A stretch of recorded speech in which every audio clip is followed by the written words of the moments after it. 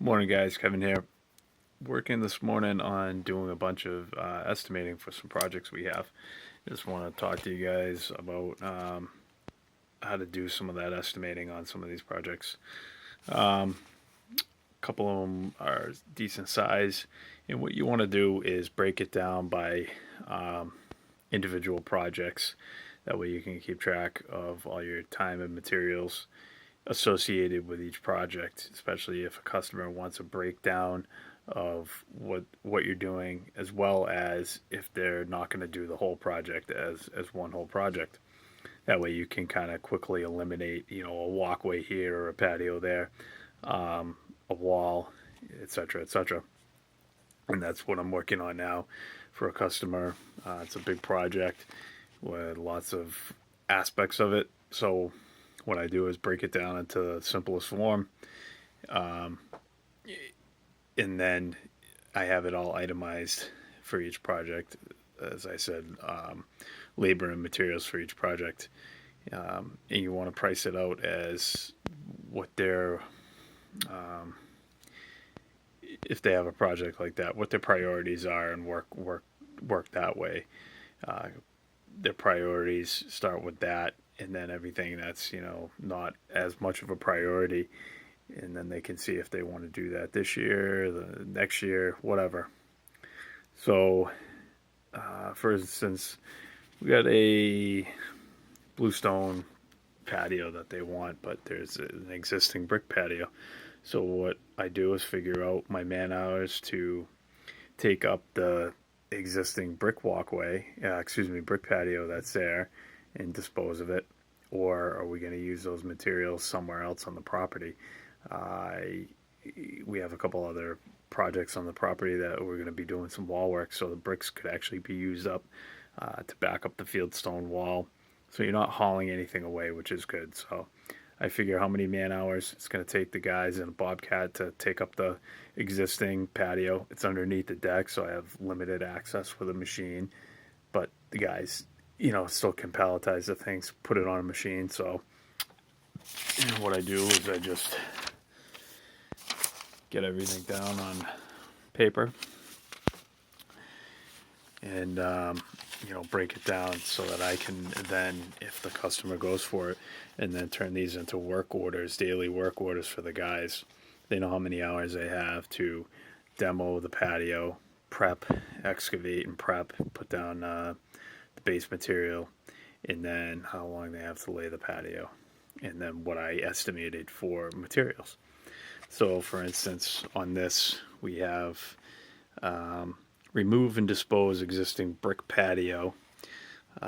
We can reuse brick as wall backing. So I have two guys in there for 2 hours, which ends up being 4 man hours. So you have two guys for 2 hours. That's 4 man hours.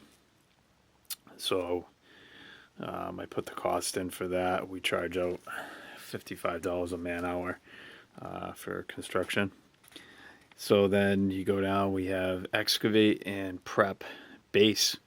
I have two guys plus a machine for 8 hours. So that's going to be 16 man hours plus a Bobcat. We charge out roughly $350 for the Bobcat, so that's $1,230. Then you estimate how much dense grade material you're going to need. That's your base material. So I have 14 tons, and we mark up our material. So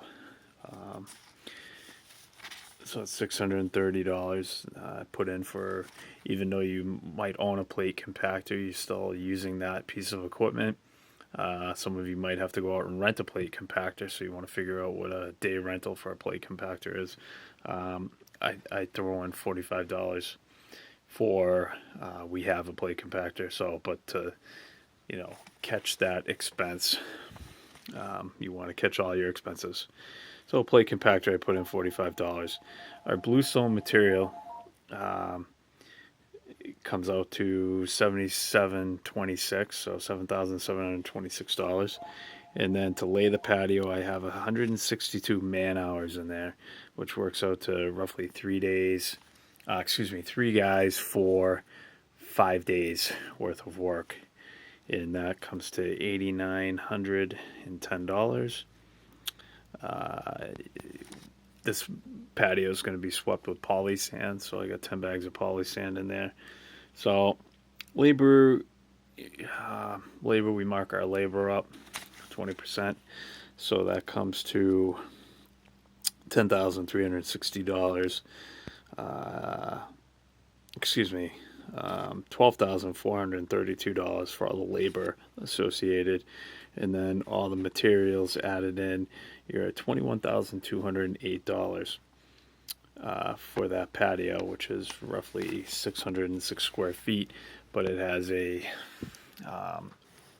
half a circle at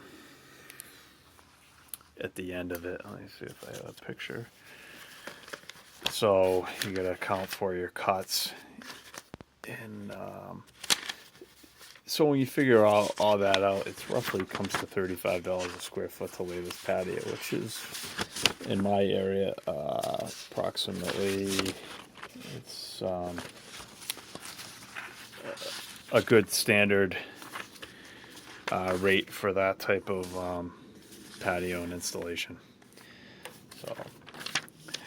So that's quickly how I do some of my estimating on some of these projects. I'm going to continue to work on each aspect, breaking it down into its simplest form, which is labor and materials. All your jobs are going to consist of basically labor and materials. Even your subs is some people cost it as a material. So if you have on this particular project, we have some fence work that needs to be done. I'll call my fence guy and say, hey, can you go look and see how much it's going to take down this fence, put it back. We have some other miscellaneous fence work. So I get a price from him. I mark up my subs 20%, and that accounts for my project management time into the phone calls and that. You can't just call these subs and put them on the job. You got to account for your time and energy to coordinate the project with the subs. So you want to mark up your subs, make sure you account for that. You want to catch all your costs, as well as project management costs. I'll be on this job, and even if I'm not physically doing work, running the guys, I'm coordinating deliveries, I'm coordinating manpower and equipment going to this job. So on all these projects that are big projects like this, you want to account for all your project management time that goes into this. Just doing this estimate, you got to account for this time when you get these jobs. It's not all for free.